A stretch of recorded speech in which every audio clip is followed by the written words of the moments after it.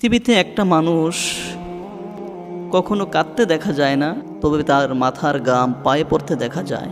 সেই মানুষটি হলো আমাদের বাবা। মায়ের মতো আপন মানুষ পৃথিবীতে দ্বিতীয় আর কেউ নয়।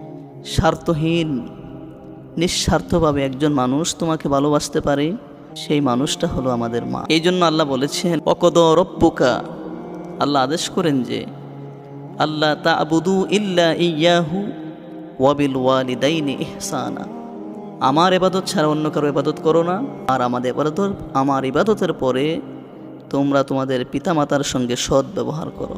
অন্য আয়াতে আল্লাহ বলেন আনিশকুরলি ওয়ালি ওয়ালিদাইক, বান্দা তোমরা আমি আল্লাহর শুকর গুজার করো, আর আমি আল্লাহর শুকর গুজার পরে তোমরা তোমাদের পিতামাতার শুকরিয়া আদায় করো।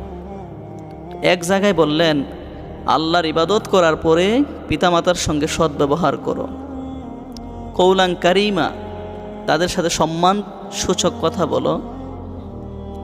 অপর জায়গায় বললেন আল্লাহর শুকরিয়া আদায় করো, পাশাপাশি তোমরা তোমাদের পিতামাতার শুকর গুজার করো। রাসূল করিম সাল্লাল্লাহু আলাইহি সাল্লাম বলেছেন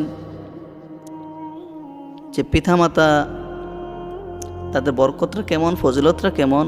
মা মিন ওয়ালাদিন বাররিন ইয়ানজুরু ইলা ওয়ালিদাইহি নাজরাতার রাহমা, কোনো সন্তান যদি তার পিতামাতার চেহারার দিকে রহমতের নজর নিয়ে তাকায়,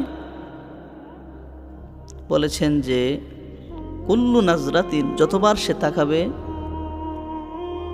ইল্লা কাতাবাল্লাহ, আল্লাহ তাআলা দিবেন হাজ্জে মাবরুর, কবুলকৃত হজের সওয়াব। রাসূল বলেছেন কবুল হজের সওয়াবের লাভ কি?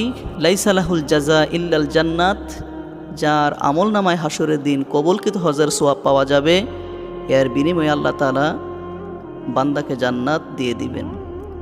আল্লাহ তাআলা যাতে আমাদেরকে এই দুইটা মানুষের দুনিয়ায় থাকতে তাদের কদর বুঝে তাদেরকে খেদমত করে খুশি রাখতে পারি, সেই তৌফিক দান করুক।